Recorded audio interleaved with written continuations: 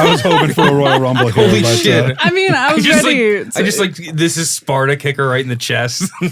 I wouldn't do that, obviously. All right. I would. Which one of you? I believe you. Which one of you wants to go first? Ladies first. Okay. All right. All right, ladies and gentlemen, welcome to the 828th episode of the PokerNews Podcast. I am Chad Holloway, joined by Mike Holtz, and once again, for the second week in a row, Lindsey Kludt. Thank you for filling in for Kyna. Absolutely. I'm glad to be here with you guys. Yeah, Welcome back. Level 9 studio here in Las Vegas. We're going to touch base with Kyna here in just a moment, but we've got a great little episode. We're going to talk about a Texas player, Texas Mike, two-time bracelet winner, who did a pretty high VPIP on Hustler Casino Live not too long ago. That boy's VPIPing. We're going to play, I haven't told you this one yet, but it's a fun game. It's going to be the second ever edition of What Fill Is It? We played this on the WPT Voyage. All right. Yeah. And then we're going to talk about, last week we talked about Neymar and you know how he's playing online poker at a kid's birthday party. Right. We're going to go at the opposite end where a poker player left poker for a birth of his child, which was a kind of a fun, heartwarming story. But we'll get into that a little bit later. Let's just touch base with Kyna in a minute. Now, you mentioned, Lindsey, last week that Liam Gannon, poker reporter extraordinary. That's my dog. Because he dresses like Crandall Addington. He's a young Crandall. Liam Dandy Gannon. Ooh. Oh, I think I don't know if he's going to like that. It's Liam Suave Gannon, a.k.a. the young Crandall Addington, a.k.a. Mr. Blockbuster. You were a rapper back in the day, weren't you, or something? Am I wrong? I'm a rapper right now. Well, yeah. Obviously. Am I wrong, though? No, I mean, I haven't been. Ever been?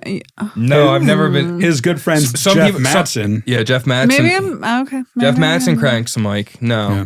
Some people have called me Young Spitter, but I mean, that's all right. That's not because of my rapping skills. It's more of a, don't worry about it. I'll tell you this much. It's not gang affiliated. Well, Liam was up with Kyna at the Run Good Poker Series Reno at the Atlantis, and they had the first event. Liam went and he won. He won the ring, as we mentioned. He's so fucking good.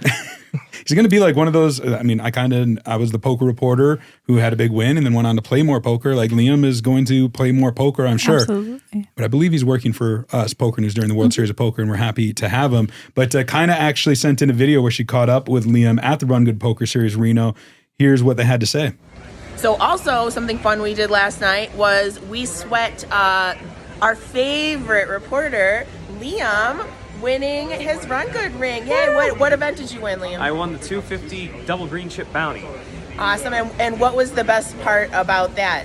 Say the rail. The awesome rail at the end, including Kyna England and Tyler Patterson. Yay! Just a lovely, lovely rail. We had a great time, and we're going to just keep having a great time this week. So see you guys soon. All right. Well, congratulations to Liam on winning the Run Good Poker Series ring. It's not quite 2 rings like you have here with your WSOP Online Player of the Year. That's my boy Nomar Garcia Parra right there. This right here, that's Noam Chomsky. I love this sunflower. No, that sunflower, that shit's crazy. Well, let's talk VPIP. 89%. That was what Michael Moncek, a.k.a. Texas Mike, had on the Hustler Casino Live a few weeks ago. And played this game. It was a 50, 100, 200 no-limit hold'em game. And did quite well. Won over $200,000 and just ran roughshod over this table. Did you guys see it? And, what did you make of his just super aggressive style? That boy was getting down. Just he's beating up on a bunch of amateurs. Exactly. Played pretty good. Yeah. You know. Played terrible pre-flop, but he knows where he's at post. That's a reason he's won some bracelets. I actually have a funny story with him. Yeah. I was playing with him in some event. I can't remember what it was. I'd never seen this guy before. And he asked something about player of the year points. It was like we're in like the 10th event or something like that, 15th event. I can't remember. He won 2 bracelets early on, right? Right. Yeah. And he asked something at the table and I looked over and I was like, why are you talking about player of the year points? And he was like, I've won 2 bracelets. I'm Michael Moncek. And I was like, God damn it.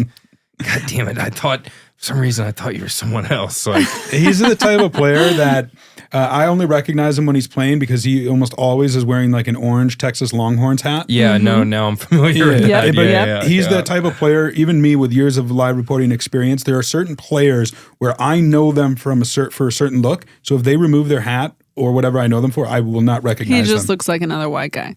Yeah, no. Yeah. Usually I'm identified by sound. I'm a big echolocation guy, you know. I think people are like, oh, 4 tables down, 1 over. They hear the laughs. Yeah. Yeah, no, he knew exactly what he was doing in that game. He could just, you know, it was a bunch of like fun, recreational goofballs and stuff, and he absolutely had a massive advantage, and he was just going to outplay him. It's impressive to see, and I remember back when I was good at poker, right? In like the 2010 to 2017 range. And it feels like after that, there was the shift in the game. The game, of course, evolves. But I see a very clear delineation right now in poker between players who are very comfortable playing post-flop and those who really aren't. And then when you have that dynamic on a table where really one player seems to be the only one comfortable, the rest aren't, you have this Texas Mike 89% VPIP sort of situation. And I think crushed it. I think most people when they start playing, and as they should, they like attack pre-flop first. So like if I'm going to prepare you for a game, first thing we're going to try to do is get you to memorize some pre-flop charts, right? But pre-flop's so much easier than post-flop. So massively. Yeah. So like and in a game like that, it's also, I mean, most of these players, they don't really have real world game experience. Mm-hmm. They've played in these creator games. They've played in these curated experiences. Yeah, so they've only seen the craziest stuff. Yeah, exactly. It's not a real game. It's just not. Yeah, it's like going from play money to real money. It's, So, you know, he was able to capitalize on Absolutely. that. Yeah. I think maybe it was like playing pre-flop is relatively easy. Like you said, you kind of can memorize some charts. Well, I don't want to say relatively easy. I mean, in cash games, it is because it's cash. Yeah, but tournaments, it's obviously much more complex. You get so many different stack depths, etc. That's besides the point, though, that we're talking about cash. So, that it's much easier than post-flop. Yeah, and I think, and I'm guilty of this myself, I found over time, is like people play certain hands pre-flop and then don't have a plan post-flop, right? Whereas guys like Texas Mike and like Josh Reichard from Wisconsin is a guy. He's really good, too. He's currently awaiting, made the final table of the WPT Seminole Hard Rock. He's one of those guys, too. He just always has a plan, and that's what I'm seeing more and more through the best poker players in the world. I'm sure you guys are right there. As somebody who doesn't play that much anymore, I found myself like, all right, I'm gonna see this flop. Do I really have a plan beyond that? I'm trying to work on that and improve my game, but I think if I'm struggling with that, you know, your average Joe who's down here at Caesar's Palace playing 1-3, you know, probably is just hoping to, you know, hit that pre-flop bingo card. Mm-hmm. Yeah, no, 100%. I think the vast majority of the best live pros, the best online pros, what they're doing is they're playing an exploitative strategy where they know what recreational players like to do. You know what I mean? We pick up on things where people don't bet enough on certain streets. If they raise the river, they only have the nuts, etc. So it's a huge disadvantage to not be studied versus, you know, the killers of the world. Well, 89% VPIP. He's playing a lot of hands. No, that's still pretty wild. You know, even though he woke up with aces in a pretty big hand, which I think we actually have a clip of. It's probably a couple minutes long here. Roll the tape. Yeah, let's roll this one because it was an interesting flop. Tape, boy. 10-10 New York City. If you haven't hit that like button already, please do so. It allows us to keep this completely free 5 days a week. 7,400 of you joining us. Texas Mike aces. What is going on? Investigation? What? Was this Kings, Queens, Aces back to back to back? 5,000. I guess 700. But I think I can. My hand was vulnerable.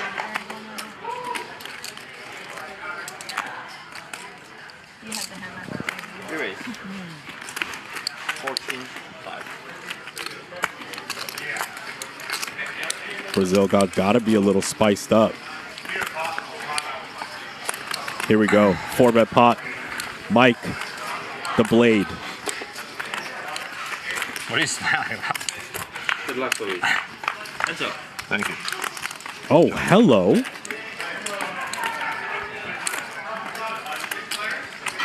Rebate?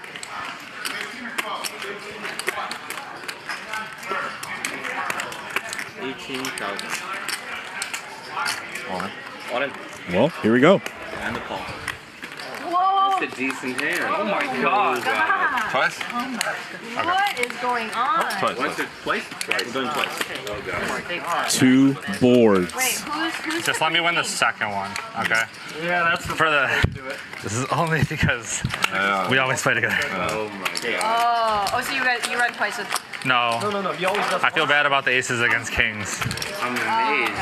I'm amazed that he's running it twice. I know, I'm amazed. He's 200K, nice, but he's 2 gonna go boards. second. Frick. Top set versus nut I'm the flush. same way. I always want to. This escalated quick. I go twice. Club. 10 of clubs right now. 10 of clubs. 10 of clubs and then 9 of clubs. 10 of clubs. And then 10 of clubs, fine. exposed clubs. 10 of clubs. One more card. Wow, What Louis. King? Was that Wow, back to back? Louis. Kings and aces? This is And crazy. queens in the middle. Aces versus kings. No, And I'm going to be aces stuck versus at the end of it. No, you're not. Oh, God. Full house. Is this real? Oh, Texas so That's kind it. to Wanted to lose. That's so dirty. They fucked him. Come on. Brazil, devastated. What is that card? How bad can you run? Don't do it again. 10 of clubs. Oh, Yes. Yes. Yes. Good move. Deuce 3-4. Free rolling this river for. All right. Oh, I thought That was a reaction. I I won. was so scared. I was. All right. Chop it up. They did it just to fuck with Jesus. you. Love is expensive. Texas, that was so kind of you. That was very kind. Texas never runs twice. That was. Yeah. You gave up a lot of EV to do that. Thank you. I've calculated 0.0%. It was very kind of you, Texas. It was. Wow. Thank you for that. Oh my God. Wow. He's got a soul. Brazil God was on the I actually ropes don't know on whether it that was second kindness or board. pretend kindness. All right, so there you have it, a $201,000 hand. Aces flop a set, but there is also a flop flush. Money goes in, but they run it twice. Lindsay, what did you make of it? Yeah. I mean, even you saying $200,000 pot, it's not too, they both won $75. Like, it's a big spot. But again, it's one of these things where, like, you know, big name of clip, you know, hundreds of thousands of views and all the attention is going in, and it's good for the game, that's for sure. But it's not a realistic, I think streams should only run it one time. I think it's way, I mean, I don't know. They can, obviously they can do whatever they want. It's their It was very money, nice of him. yada. It was, I mean, I think it was pretty nice. I think. Yeah, I wouldn't call it nice, right? I mean, like it's the, I mean, it's nice if the other person's worried about money, I guess. But there's no difference in running it twice or running it once. The variance is, you're just reducing variance is all. Yes. It's like the same odds, right? But I think, again, you know, as we see by the end results of the game, Mike ends up still winning. Yeah. He wins over 200K total. Yeah, it's a and lot. so I think still it's very good. Also, like, nice in that way of his image, how he does long term, and where he knows that pot does not make or break how he's going to do in that game, because he's just better than everyone. Yeah, winning $200,000 in one day is so crazy. Yeah, and Like, still it's so chopping in insane. that hand. Like, Right. Yeah. no, that hand aside, he still wins 200K. That's pretty wild, actually. Like, Just- really wild. Good Just for him. another kind of great stream and moment, you know, from Hustler Casino Live. They just keep cranking them out in terms of, you know, big hands, big storylines, cheating scandals, or what have you. But, you know, Hustler Casino Sure. Live is just, I don't know, this whole having streams every single day, stuff like this happens, and it's kind of fun to see. And I do agree with you, though, like the differentiation between what's a big pot, right? So a good example happened on high stakes poker recently. They had earlier in the season, they had a pot that was over $1 million, but it was chopped. So do you really say, like, this is the biggest pot in high stakes poker history? No. Right. Technically it is, because of the money that went in. But however, in a recent episode, Santosh Shuvarna, I think it was $982,000 if I remember right, and he scooped it. They did run it twice. He scooped it Against Robl? Against Robl, yeah. Yep. Yeah. And so that one was which big. was surprised because Robl, but before that, like, I don't think anybody had run as pure on high stakes poker, at least this season and last, as Andrew Robl. He just crushes that. I think Andrew Robl might be like top 3 all-time poker player. Yeah. Like, I was ever going to to say live. one of that. Yeah. I wonder, He's up there. Oh, I think he said on the show too, on high stakes poker that I want to say he said he was 38. So that's accurate. A couple more years and then he's Poker Hall of Fame eligible. He's the most obvious choice. He's first ballot, like first time eligible, I couldn't first time imagine. in. I don't know. Yeah, man. I think I would say so. Yeah. I've heard a lot of rumors that he's won the most money in poker out of everyone. I don't know if that's factual or not, but yeah, that's what I've heard. Yeah. I think career-wise too, in terms of what he's done, reputation, just a lot of things about him. He's a great guy. Yeah. Yeah, I think it's funny. My colleague Connor Richards, who does the Life Outside Poker podcast, recently had Tony G on as a guest. And Tony G actually, fun fact, founded PokerNews back in 2005. Yeah. So it's crazy. Yeah, they really got into that, which is a fun story. You should check it out. But they actually talked about Andrew Robl and how back in the day, I don't remember what show or what it was, but it was one of Tony G's big clips where he tried to get under Andrew Robl's skin. But then they talked about it, but he actually said something along the lines of like, giving Robl props. Like he's still around and he's still crushing it. And so to get that kind of respect from somebody like Tony G, I think speaks volumes. And it sounds like, he has stood the test of time and he's got the respect of his peers and he's still crushing it. Yeah. I mean, I don't get a vote for the Poker Hall of Fame, but if I did, I think Andrew Robl should be in there. Yeah, it makes sense to me. Yeah. All right. Well, let us thank our sponsor for this episode of the PokerNews Podcast, and that is 888 Poker. They are gearing up for their next live stop. It is going to take place May 8th through the 20th in Barcelona, Spain. Have either of you been to Barcelona? No, but I'd love to go. It sounds great. You? No, I haven't yet, and I have a trip though in September to Spain. I'll be hiking part of I think south of Barcelona technically, but I'll be hiking a part of the El Camino Trail in Spain with my mom and sister. Quite an adventure. Yeah, that does sound pretty fun. So I'm going to stop over in Barcelona. This might shock you.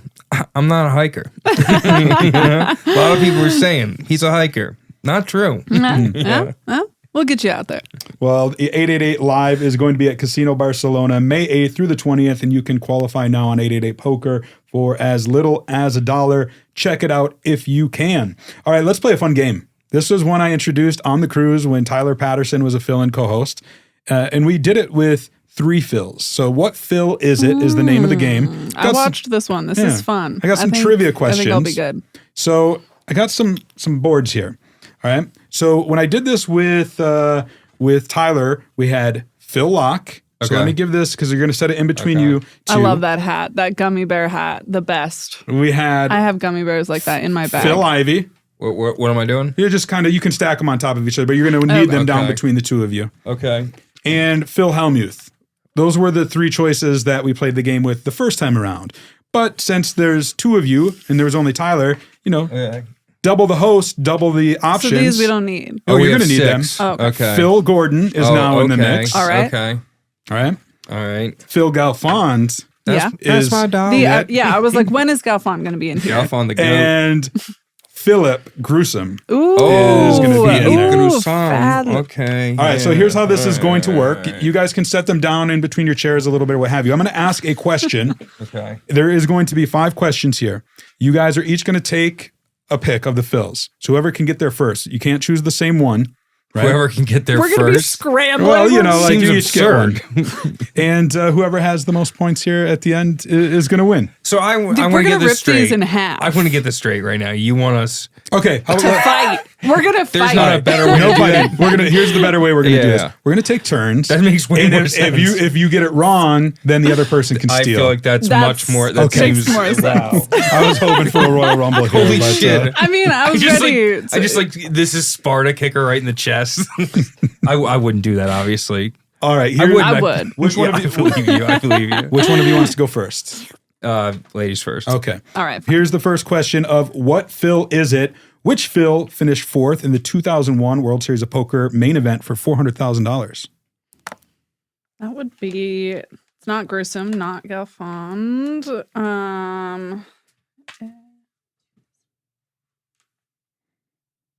This was a very stacked final table. One of the most famous in WSOP main event history.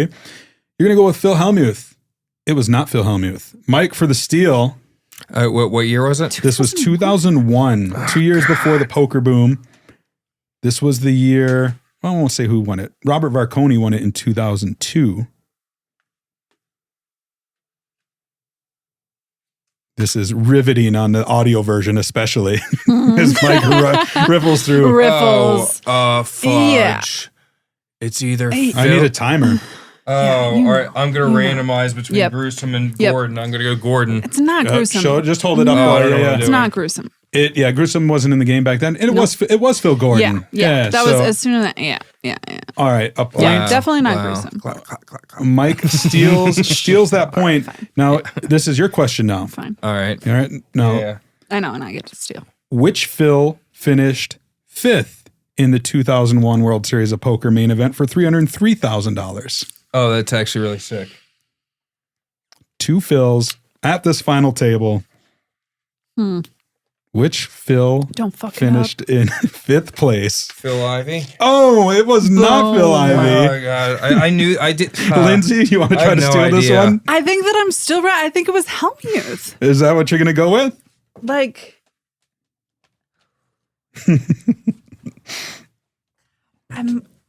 It was Phil Hellmuth. I fucking knew that he was somewhere in here. I don't think I've ever. 2001. I don't know. Yeah, this was before the big final, the TV final table. So it was a stacked final table. Phil Gordon 4th, Phil Hellmuth in 5th, Mike Matusow 6th place that year for $239,000. Dewey Tomko finished runner-up to the eventual champ. Either of you know? 2001 World Series of Poker main event champ? Let me look in my mind. No way. I could. We just talked about Barcelona, Spain. He's a Spaniard. Carlos Mortensen. That is right. Carlos Mortensen. Mortensen. Bonus That's a good. points. I like him. Yeah, but I won both of those. Yeah, well, it's a 1-1. Yeah, you guys are tied right now. It's a 1-1. This question is going to but not 2-1. Go back to Lindsey now. Okay. Which Phil won the 2010 World Series of Poker Ante Up for Africa event, defeating actress Shannon Elizabeth heads up, and he donated the entire $129,000 first place prize to charity. Ante Up for Africa. This was one that had a lot of celebrities at the WSOP. I remember Matt Damon played it one year. This was a big event. Unfortunately, not one I got to go to. Which year? 2010. Defeated Shannon Elizabeth. Heads up. Shannon Elizabeth from American Pie fame, of course. Mike knows. Who's Shannon Elizabeth? I've definitely never done. I'm going to go Galfond. Galfond is incorrect. Mike for the steal. All right.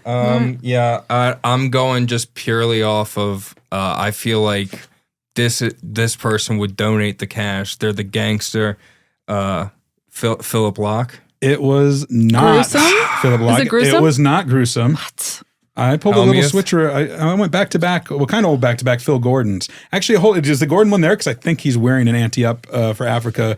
He's wearing a charity thing, but and also Phil Tilpesh there. But all right, no point for that one. Okay, we're still tied to 1-1. Mike's question. Which Phil finished 28th in the 2011 World Series of Poker main event for $242,000? What year? We're the worst at this. 2011 WSOP main event. This Phil finished in 28th place for $242,000. While Mike picks, I'm going to say... Ding, ding, ding. You got it right. Philip Gruesome is the answer. Interesting enough, he has never cashed the WSOP main event in Vegas since then, but he did take 47th place in the 2017 World Series of Poker Europe main event. Okay. What years has he shown up since then, though? He's kind of been out of the game, and I love the man, but I have no idea. I don't know the last time he came out to the main. Yeah. Well, there you have it. You have 2 points. This is the last question, I believe. It is the last question. So you need to get this one right or Mike is going to win. Lindsey, at the 2005 World Series of Poker, which Phil finished second to Johnny Chan in the 2,500 pot limit hold'em event for $156,000? That tournament had 425 players. Which Phil finished runner-up to Johnny Chan at the 2005 WSOP 2,500 pot limit hold'em event? 1 spot shy from winning a World Series of Poker gold bracelet. We need the Jeopardy music, but we can't. I know. We can't afford to license it. My instinct is Ivy. It's not Ivy. I want to go with my second choice. No, that's Hellmuth. wrong. What was your second choice? No. No? We're down to Phil Lock. Wow, we're It just was. gonna, Oh, I'm so stupid. Oh. It was Phil Okay. Lock. Okay. Finished. Yeah, he finished. I'm so dumb. Was Helmuth was he the answer to another question? He was earlier. Remember? He finished. No, I don't remember. That's When the we issue. yeah. No, we chose no. him for like 3 things. No, He was the answer too many times. I knew it had to be the person that wasn't a thing, and that's the only Phil Lock. I'm just an idiot. Phil It's all Lock, good in he the hood. almost won his first bracelet, but finished second to Johnny Chan. But 5 years later, Phil got his first bracelet at the WSOP Europe event number 1, 2,650 pound by No Limit Hold'em 6-handed tournament. So Alan Kessler says WSP Europe doesn't count. I mean, he thinks this one's fake too, but it's right there. I'm touching it. So. Yeah, that's true. I had a tiebreaker question too. I wish we kind of would have gotten there. This one will be just fun to do. I added up those 6 Phil's lifetime tournament earnings. You want to take a guess as to how many millions of dollars those 6 Phil's combined for?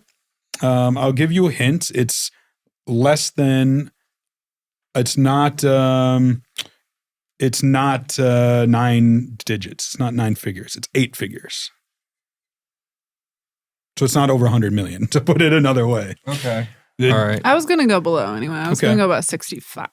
I'll go 99 million. Oh, wait, is it over? I can't go over. No, it's just a guess. Because I would go 6. I mean, Yeah, strategically, it's I not go price. 6 to It's 6. not price. Yeah, We played some prices right games on the show yeah. this before. 99. 93.8 million combined. Blah, blah, blah. Yeah. So, and the lowest, the biggest of those was Phil Ivey, 42 million. The lowest out of those Phils looks like it is actually Phil Gordon with 2.7 million, Phil Galfond with 2.9 million. That's just live though. That's not, Of course, yeah. Galfond has won how many more millions playing online in his No, career. yeah. I wish my hand and mom had my online stuff. It would look a lot better, Right? Yeah. All right. Well, that was the second edition of What Phil Is It? And congratulations, Mike. You got the title. Nice one. But you're going to have to defend it next time against Kyna. Okay. I feel pretty confident about that. She's much better than. Is it, are we doing What Phil Is It again? Yeah, we'll probably, maybe I'll toss in another Phil or two, but there'll be different trivia questions. And who knows? Maybe I'll even call in some favors and be like, because I know most of these Phils, be like, hey, can you film a little, like, how on Jeopardy, they'll have a clue. And have the Sure, yeah. That would be fun. Maybe I'll have to think about that one. I'm kind of glad I don't know this much information. No, me too, I guess. Yeah. Yeah, I'm cooler, honestly. But Some would say you're rad. I see what you did there, and Good I one. like it. Good one. All right, let's talk another story. Nick Yunis. Actually, Nick is somebody I've really admired in the poker world for a long time. He is from Chile. I've just always known that fact, rather random, but he made the poker headlines not long ago. He was playing down at the Seminole Hard Rock during the WPT down there. It was a side event, I believe an $1,100 side event. He bagged for day 2, and he bagged a pretty decent stack. I think about 100, 110 players were going to come back, but he tweeted out, if you are wondering why I've abandoned my stack, it is because my wife is in labor and having a child. A couple months early, I believe it was. He did issue a statement to Poker News after the fact, but I don't know. I thought this was a pretty good, heartwarming story, especially after last week when we were talking about Neymar, who was playing online poker during his kid's birthday party. But I don't know, Lindsey, what did you make of Nick Yunis saying, you know what, screw the poker tournament.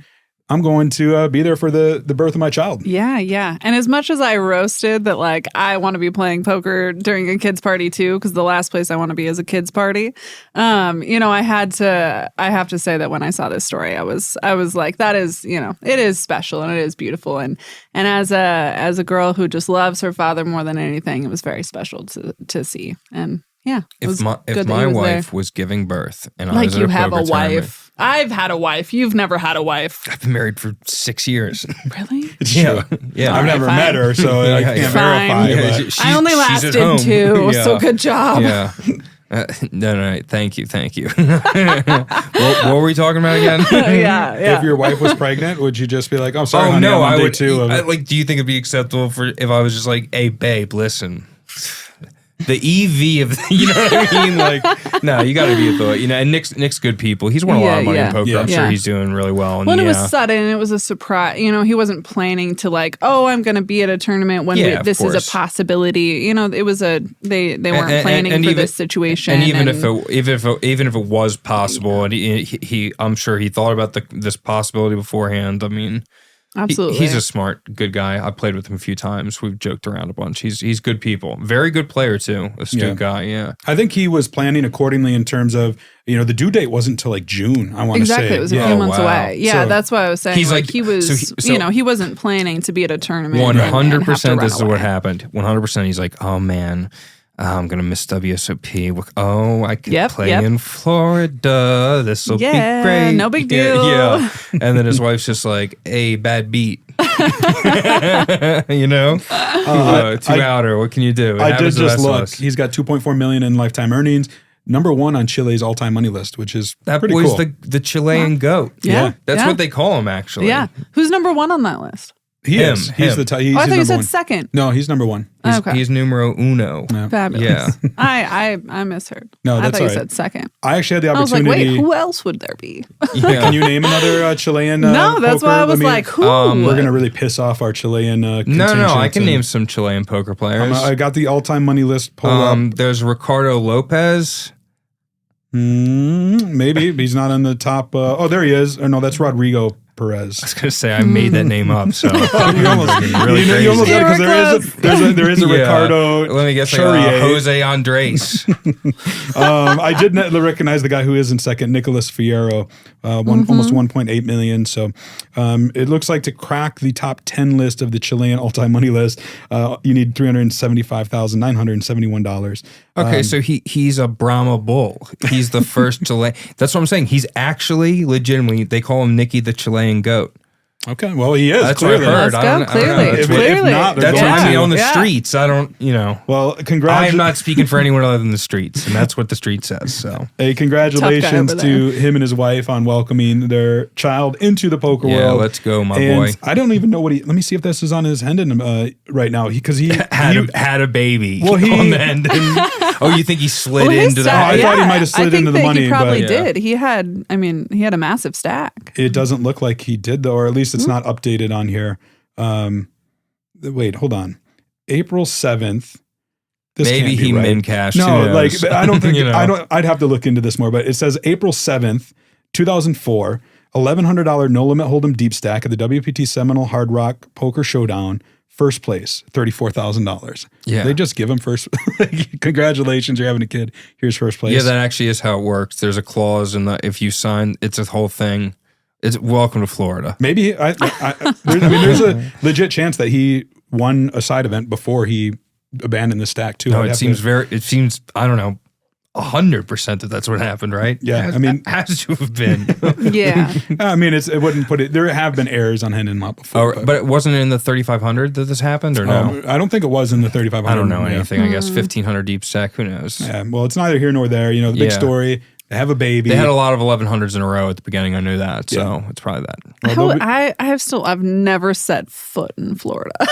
What? No, I haven't in like 20 years. Yeah. Dang, I don't feel like I'm missing anything. No. The poker besides is alligators, really good. I like alligators. I do. I think I've been in Florida What about a alligators? dozen times in the last year. Hold on one second. What do you like about alligators? I have a snake at home. I like the reptiles. I'm fascinated by crocodiles. I have a book about crocodile attacks that I want to read, but I don't. I'm fascinated in the same way that I'm fascinated by Alex Honnold and mountain climbers. Like, sure, there's that makes something sense. morbid about it that I like. No, I'm about that. Yeah, no, I feel the exact same way. In real life, though, I don't need to. Me and them gators, we don't need to be in a proximity that's I'm trying to if I can't bob and weave my way out of a situation, I'm not going to get in there. You know what I'm saying? Yeah. You're a desert. You're made for the desert. So you wouldn't wrestle one? Would I wrestle a gator? No, yeah. No, I would not wrestle a gator. I will make sure a Poker News film crew is there to record it if you do. Yeah, this is like, they like prank me. Someone throws a crock on me. I bet on you. Come on. That's crazy. It's a good side. It's a horrible side. Do not bet against me in a crocodile. You're going to watch me get mauled. No, I said alligator. Different than crocodile. Oh, wait. I think I could beat the dog shit out of an alligator, exactly. right? See, that's what I was saying. Yeah, you would lose against a crocodile, but an alligator, you Mike would Holtz beat that. minus 1,200 alligator plus 600. 100%. I guess I better get in here and take control of the situation before it becomes the Poker News Zoo Hour. Well, I did mention the Poker News film crew, and this will be a good segue, I suppose, into the WPT Voyage, which took out port in Florida. So that's another good segue. It was fun. It was a good time. I was there, but so was Lukas Robinson, a.k.a. Robin Poker. You might know him from Game of Gold, where he co-starred with Kyna England. I think they were kind of two of the big breakout stars from Game of Gold, but he was there, and the Poker News crew was there to film him and do a little 5-part documentary. All 5 parts of that series are out on Robin Poker's YouTube channel, but I thought I'd give you a little taste about what it's like. We gave a little clip last week. Here's a little different one just to show you what the documentary is all about. While Dan got changed into his pajamas and cape, I got changed into my regular clothes, for now, and headed up to get in line for the cash game festivities. And here we go. I grabbed my chips, took my seat, and we are ready to get into battle in the 1-3 streets. The first big hand of the day, we pick up the classic premium of 3-4 offsuit in the big blinds. What more could you ask for? It limps round to me in the big blind, and we check with 3 players, including ourselves, still in the mix. We see an ace jack 2 flop, and it actually checks around, which is good for us, as we're hoping and praying for one specific turn card. And you know the poker gods are on our side when the 5 of diamond pings off on that turn. What a turn card that is. Holding the stone cold nizzles, I want to start building a pot, so I do bet $5, and to my surprise, the button raises it up to $25. Here we go, baby. Our decision now is whether to just call or whether to raise. I think the board is just dry enough where I can just call and we can still check raise on the river and try and get all the money in the pot. It checks around on the flop, so I can't imagine they have many like 2-pair combinations, too many like strong ace-x combinations, so I think calling here on the turn is best. The river comes the 9 of hearts, so a complete blank. I do check to the button and they quickly bet $50. So my decision now is obviously how big to raise, considering I have the nuts. There's no other hands that can beat us. I think I would jam all in here if they were to c-bet flop, because then they can have a load of strong hands like sets, 2-pair combos. But the fact that they check around on the flop makes me think that they've only got like 1-pair combinations. So I decide on raising none all in to $275. And to my surprise, we don't have to wait too long before we see the call. We show the nuts and obviously we win. They did tell me they had ace-9, so very nice start to the day, very nice hand, and we pick up a very big pot. Perfect timing for a care package because we finally have some pajamas to wear at the pajama meetup game. WPT came through with the custom PokerNews pajamas, and at last we can fit in a little more with the rest of the table. Unfortunately, the PokerNews pajamas run good is not a thing. I end up going very card dead and the jet lag starts to kick in. It's getting late, it's just past midnight, and I know in my head that the day 1 of the 5k WPT Voyage Championship starts at 11 AM tomorrow. So I say to myself, right, one last big hand in which I pick up pocket queens. I 3-bet the pocket queens, take down a nice pot, and book in a first profit of the trip. Let's go, baby. I thought it was time to call it a night until this happened. Sorry. Raise. You thought you were gone.